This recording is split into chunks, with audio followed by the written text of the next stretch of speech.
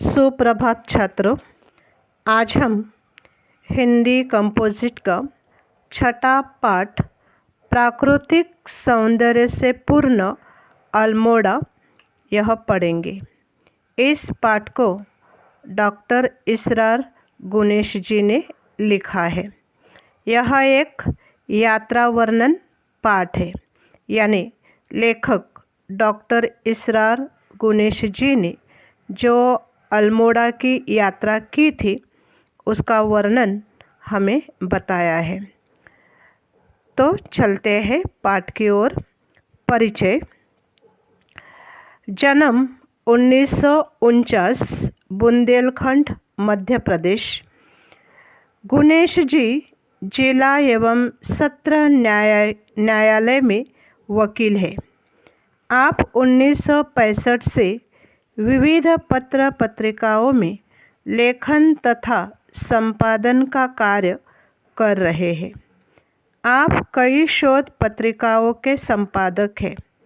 कृतियाँ: तस्वुरात की दुनिया, इस्लाम कब, क्यों और कैसे, योग से नमाज तक आदि।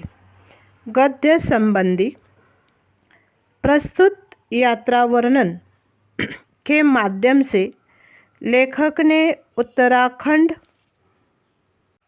के अनेक जिलों, उनके सांस्कृतिक वैभव, प्राकृतिक सौंदर्य, वहाँ के लोगों की जीवन पद्धति का वर्णन किया है। अब पाठ रीडिंग पर ध्यान दे दो। गर्मी की छुट्टियाँ शुरू हो गई। मैं बच्चों के साथ एक रात छत पर बैठा था। सारे बच्चे कहीं बाहर घूमने जाने के लिए उत्साहित थे। कहने लगे, अप्पी, क्यों न इस बार किसी पहाड़ की यात्रा का प्लान बनाए। बच्चे तुरंत मानचित्र उठा लाए और मनपसंद स्थान की खोज शुरू हो गई। चर्चा के बाद उत्तराखंड के कुमाऊं मंडल जाना तय हुआ। कुमाऊं मंडल अपने प्राकृतिक सुषमा और सुंदरता के लिए विख्यात है। अब तनिष्क, तेजस, भावेश, श्रुति और मैं, हम सब ने यात्रा की सूची बनाकर पूरी योजना बनाई। जिज्ञासावश तनु ने सवाल किया, अप्पी, कुमाऊं कहाँ है? कुछ बताइए न। तब मैंने बताया, कुमाऊं मंडल भारत के उत्तराखंड राज्य के 2 प्रमुख मंडलों में से एक है। कुमाऊं मंडल के अंतर्गत अल्मोड़ा, बागेश्वर, चंपावत, नैनीताल, पिथौरागढ़ तथा उधमसिंह नगर आते हैं। सांस्कृतिक वैभव, प्राकृतिक सौंदर्य और संपदा से संपन्न इस अंचल की एक क्षेत्रीय पहचान है। यहाँ के आचार विचार, रहन सहन, खान पान, वेशभूषा, प्रथा परंपरा, रीति रिवाज, धर्म विश्वास, गीत नृत्य, भाषा बोली, सबका एक विशिष्ट स्थानीय रंग है। लोक साहित्य की यहाँ समृद्ध वाचिक परंपरा विद्यमान है। कुमाऊं का अस्तित्व भी वैदिक काल से ही है। अब जाने का दिन आ गया। बड़े सवेरे उठकर सबने तैयारी की और चल पड़े अपनी यात्रा पर। हम सर्वप्रथम नैनीताल पहुँचे। हमारे कॉटेज बुक थे। वहाँ के तालों, प्राकृतिक सुषमा एवं मौसम का आनंद ले हम अल्मोड़ा के लिए रवाना हुए। देवदार के वृक्ष से ढकी मोहक घाटियों के बीच सर्पीली सड़क पर हमारी कार तेज रफ्तार से दौड़ रही थी।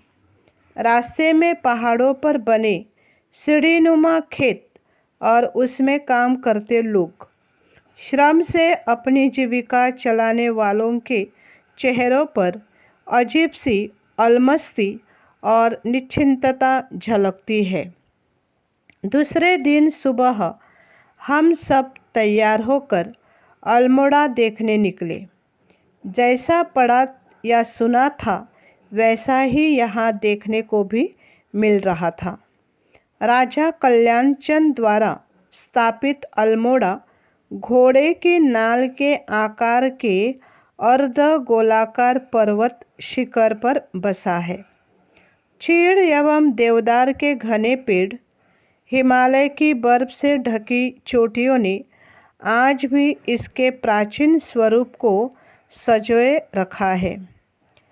अल्मोड़ा के बस स्टैंड के पास ही गोविंद वल्लभ पंत राजकीय संग्रहालय में कुमाऊं के इतिहास व संस्कृति की झलक मिलती है।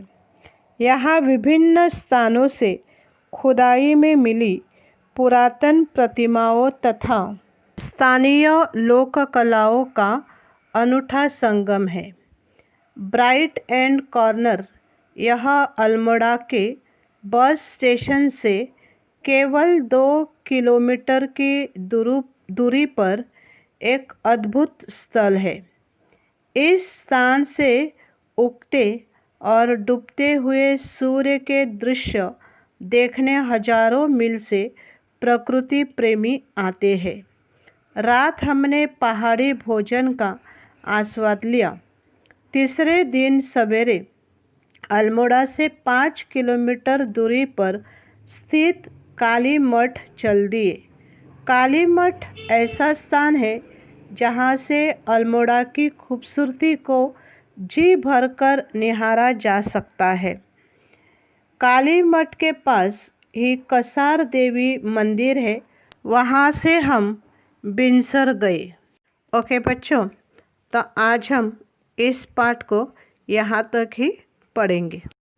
देखिए बच्चों, यह पाठ प्राकृतिक सौंदर्य से पूर्ण अल्मोड़ा जो डॉक्टर इसरार गुनेश जी ने लिखा है, यह एक यात्रा वर्णन पाठ है। अभी यात्रा का मतलब है सफ़र, सैर, कि हम जिस जगह घूमने या सफ़र करने के लिए जाते हैं तो उस जगह के बारे में हम अपने मित्र और सहेलियों को बताते हैं। मतलब हम वापस आने के बाद हमने वहाँ क्या देखा, वो जगह कैसी है, कितनी सुंदर है, कितनी प्रसिद्ध है, इसके बारे में हम अपने मित्र और सहेली और रिश्तेदारों को बताते हैं। उसी को कहते हैं यात्रा वर्णन। तो लेखक गुनेश जी, जिन्होंने अल्मोड़ा की सैर की थी जो अपने परिवार के साथ, उसी सैर या उसी सफ़र के बारे में, यात्रा के बारे में वे हमें इस पाठ में बताते हैं। तो हमारी भारत की भूमि ये विभिन्नताओं से परिपूर्ण है। यानी भारत में अनेक धर्म जाति के लोग रहते हैं और भारत एक अनेक खंड में बटा हुआ देश है। यहाँ रेगिस्तान की तपती धरती है तो दक्षिण भारत के समुद्र तट भी है। प्रस्तुत यात्रा वर्णन में लेखक इसरार जी ने देश के एक भूभाग यानी देश का एक जगह, एक पार्ट यानी एक भाग जो है उत्तराखंड के विभिन्न स्थानों की नैसर्गिक सुंदरता और सर्वत्र यानी उत्तराखंड के हर एक कोने में जो हरियाली है उसके बारे में, और वहाँ की सांस्कृतिक संपदा, संस्कृति यानी कल्चर, कि वहाँ का जो कल्चर है वो कल्चर की जो संपदा है यानी जो ऐश्वर्य है, जो बहुत ही समृद्धि है, उसके बारे में, वहाँ के लोगों की जीवन शैली यानी वहाँ के लोग किस प्रकार रहते हैं, उनकी लाइफस्टाइल क्या है, दर्शनीय स्थल यानी वहाँ के जो पिकनिक स्पॉट कौन कौन से हैं, देखने लायक ऐसे कौन कौन सी जगह यानी स्थल है, और धार्मिक आस्था आदि का मनोहरी वर्णन इस पाठ में किया हुआ है। तो ध्यान देना है पैराग्राफ वाइज। गर्मी की छुट्टियां शुरू हो गई।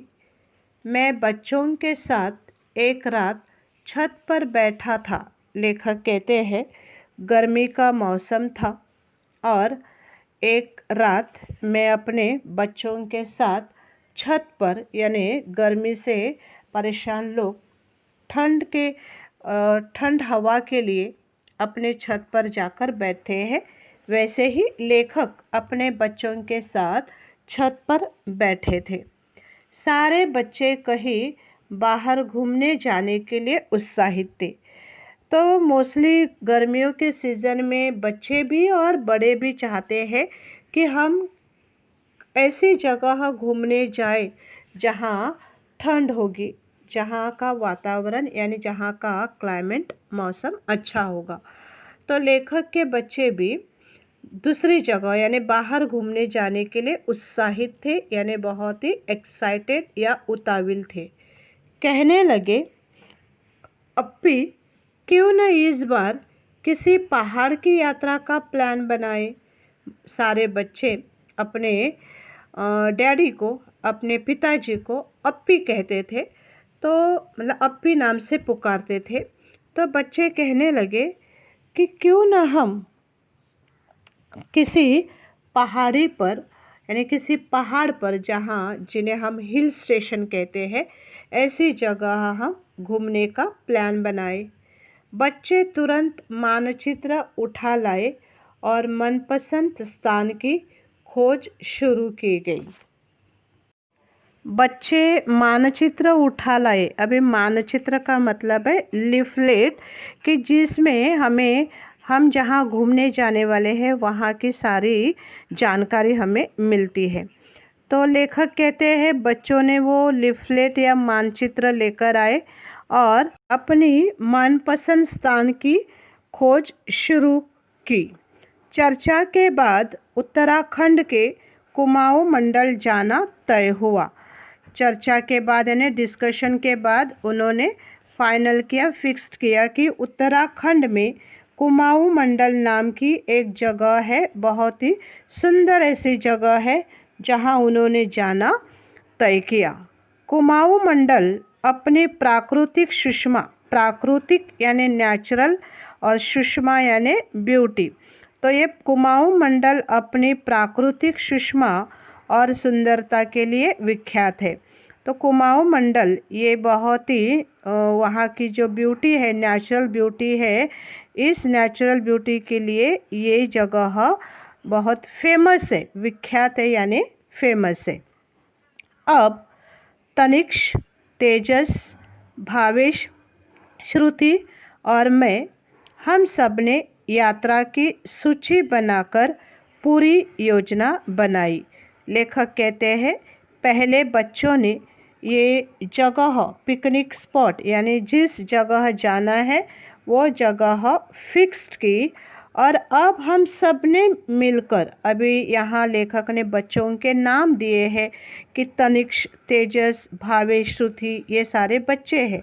इन बच्चों के साथ लेखक भी, इन सभी ने एक साथ उनको जहाँ जाना था उस यात्रा की सूची बनाई, यानी एक प्लान बनाया कि हमें कब निकलना है, कहाँ कब पहुँचना है, कितने दिन रहना है, क्या क्या देखना है, कहाँ कहाँ जाना है, वो सारी योजना, एक प्लान उन्होंने बनाया। जिज्ञासावश, जिज्ञासा यानी एक प्रकार की क्यूरियासिटी, कि ज़्यादा कुछ जानने की इच्छा। तो जिज्ञासावश तनु ने सवाल किया, अप्पी कुमाऊं कहाँ है, कुछ बताइए ना।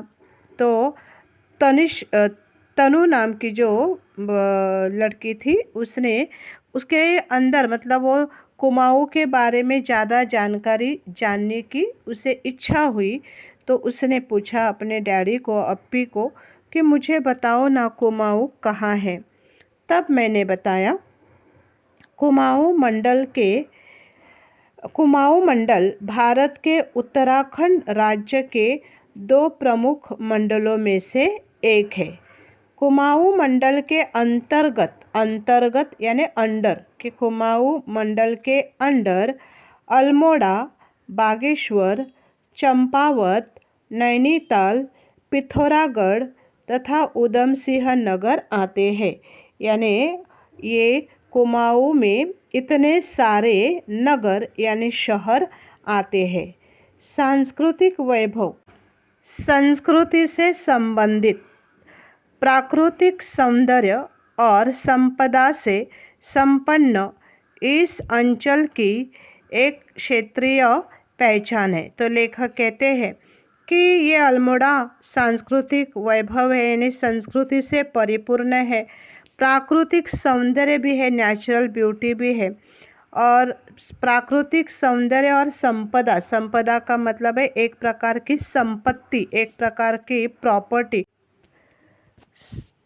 यहाँ के आचार विचार, रहन सहन, खान पान, वेशभूषा, प्रथा परंपरा, रीति रिवाज, धर्म विश्वास, गीत नृत्य, भाषा बोली, सबका एक विशिष्ट स्थानीय रंग है।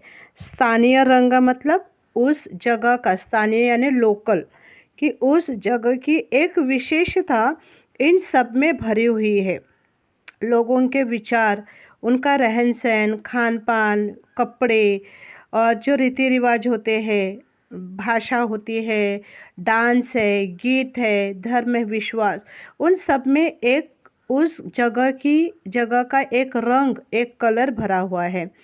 लोक साहित्य की यहाँ समृद्ध वाचिक परंपरा विद्यमान है। वाचिक यानी वाणी संबंधी, बोली संबंधी एक परंपरा विद्यमान है, मौजूद है। मतलब वो लोक साहित्य में, वहाँ के लिटरेचर में वहाँ की जो बोली है वो बोली दिखाई देती है। कुमाऊं का अस्तित्व भी वैदिक काल से है। मतलब कुमाऊं, ये मंडल, कुमाऊं ये जो जगह है वो अभी नहीं बसी हुई है, तो वैदिक काल से वो बसी हुई जगह है, यानी उसका अस्तित्व वैदिक काल से ही है। अब जाने का दिन आया। बड़े सवेरे उठकर सबने तैयारी की और चल पड़े अपनी यात्रा पर। यानी लेखक अपने परिवार के साथ यात्रा के लिए निकले। हम सर्वप्रथम नैनीताल पहुँचे। हमारे कॉटेज बुक थे, यानी होटल में रूम सारे बुक थे। वहाँ के तालों, प्राकृतिक सुषमा एवं मौसम का आनंद ले हम अल्मोड़ा के लिए रवाना हुए। लेखक पहले नैनीताल पहुँचे, वहाँ होटल में उतरे और वहाँ का, नैनीताल का सब प्राकृतिक सौंदर्य देख कर वे अल्मोड़ा के लिए रवाना हुए, यानी अल्मोड़ा चल पड़े। देवदार के वृक्षों से ढकी मोहक घाटियों के बीच सर्पीली सड़क पर हमारी कार तेज रफ्तार से दौड़ रही थी। देवदार एक वृक्ष, पेड़ का नाम है, ट्री का नाम है। तो बहुत सारे देवदार के वृक्ष घाटियों पर थे और उनके बीच सर्पीली यानी नाग की तरह, मतलब जिन्हें मराठी में नागमोड़ी कहते हैं, यानी आड़ी टेढ़ी ऐसी सड़क थी, जिस सड़क पर लेखक की कार तेज रफ्तार में यानी स्पीड में दौड़ रही थी। रास्ते में पहाड़ों पर बने सीढ़ीनुमा खेत, सीढ़ी यानी लैंडर जिन्हें हम कहते हैं कि चढ़ने के लिए जो स्टेप्स होते हैं, तो वो सीढ़ीनुमा मैंने सीढ़ी जैसे खेत थे, उसमें लोग काम कर रहे थे। श्रम से अपनी जीविका चलाने वालों के चेहरों पर अजीब सी अलमस्ती और निश्चिंतता झलकती है। उस खेतों में लोग जो काम कर रहे थे, श्रम कर रहे थे, लेखक कहते हैं श्रम करके अपनी जीविका चलाने वाले यानी अपना पेट भरने वाले ऐसे लोगों के चेहरे पर अलमस्ती यानी अपने ही मस्त में रहने वाले लोग, मतलब ये लोग अपने ही मस्त में थे, श्रम कर रहे थे, मेहनत कर रहे थे, लेकिन अपनी ही मस्ती में थे और निश्चिंत थे, यानी शांत भाव से, चेहरे पर किसी प्रकार की चिंता नहीं थी, ऐसे निश्चिंत भाव से काम कर रहे थे। दूसरे दिन सुबह हम सब तैयार होकर अल्मोड़ा देखने निकले। जैसा पढ़ा या सुना था वैसा ही यहाँ देखने को भी मिल रहा था, यानी जैसे लेखक ने पढ़ा था और सुना था वैसा ही ये अल्मोड़ा था। राजा कल्याणचंद द्वारा स्थापित अल्मोड़ा, यानी अल्मोड़ा इस नगर की स्थापना राजा कल्याणचंद ने की थी।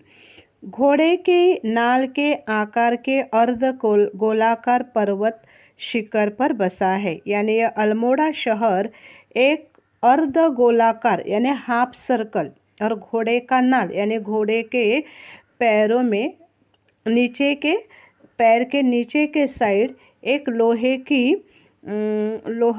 की एक ऐसे नाल बिठाई जाती है जो अर्ध गोलाकार यानी हाफ सर्कल होती है।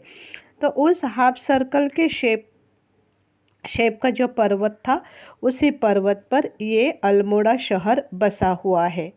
चीड़ एवं देवदार के घने पेड़, चीड़ और देवदार ये दोनों पेड़ की यानी वन टाइप ऑफ ट्री है।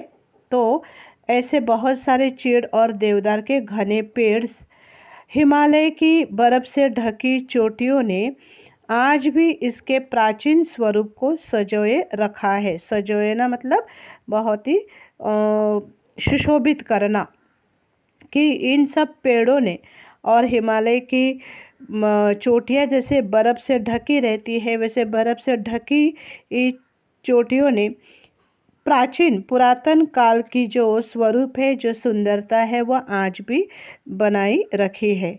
अल्मोड़ा के बस स्टैंड के पास ही गोविंद वल्लभ पंत राजकीय संग्रहालय में कुमाऊँ के इतिहास व संस्कृति की झलक मिलती है। अभी राजकीय संग्रहालय, अभी संग्रहालय इस शब्द का मतलब म्यूजियम, और राजकीय यानी नेशनल, और म्यूजियम का मतलब क्या है कि जिसमें पुरातन काल की सारी वस्तुएं चीज़ें आने वाले जनरेशन को उसके बारे में पता होना चाहिए, इसीलिए रखते हैं। तो यहाँ अल्मोड़ा का जो बस स्टैंड है उस बस स्टैंड के पास गोविंद वल्लभ पंत नाम का एक म्यूज़ियम है, एक संग्रहालय है, जिसमें कुमाऊँ के इतिहास मतलब कुमाऊँ की जो हिस्ट्री है, वहाँ की जो संस्कृति है, वह संस्कृति और हिस्ट्री का परिचय देने वाली सारी चीज़ें वहाँ रखी हुई है। यहाँ विभिन्न स्थानों से खुदाई में मिली पुरातन प्रतिमाओं तथा स्थानीय लोक कलाओं का अनूठा संगम है। अनूठा यानी एकदम निराला ऐसा संगम है। ब्राइट एंड कॉर्नर यह अल्मोड़ा के बस स्टेशन से केवल 2 किलोमीटर दूरी पर एक अद्भुत स्थल है। ब्राइट एंड कॉर्नर नाम का एक अद्भुत यानी सबसे निराला ऐसा एक स्थल, ऐसी एक जगह बस स्टेशन से केवल 2 किलोमीटर दूरी पर है। इस स्थान से उगते और डूबते हुए सूर्य के दृश्य देखने हजारों मील से प्रकृति प्रेमी आते हैं। प्रकृति प्रेमी यानी निसर्ग प्रेमी। अभी ये ब्राइट एंड कॉर्नर ये स्थान, ये जगह फेमस क्यों है? क्योंकि वहाँ से लोगों को बहुत ही लोगों को सूर्य का उगना और डूबना यानी सन राइज और सनसेट का जो दृश्य है वो अच्छे से दिखाई देता है। तो वो देखने के लिए जो प्रकृति प्रेमी यानी जो निसर्ग प्रेमी है वो आते हैं। रात हमने पहाड़ी भोजन का आस्वाद लिया। तीसरे दिन सवेरे अल्मोड़ा से 5 किलोमीटर दूरी पर स्थित काली मठ चल दिए। काली मठ ऐसा स्थान है जहाँ से अल्मोड़ा की खूबसूरती को जी भरकर निहारा जा सकता है। निहारना यानी देखना, देखा जा सकता है। काली मठ के पास ही कसार देवी मंदिर है, वहाँ से हम सब बिनसर गए। तो काली मंदिर देखकर लेखक बिनसर के लिए चल पड़े। ओके, धन्यवाद।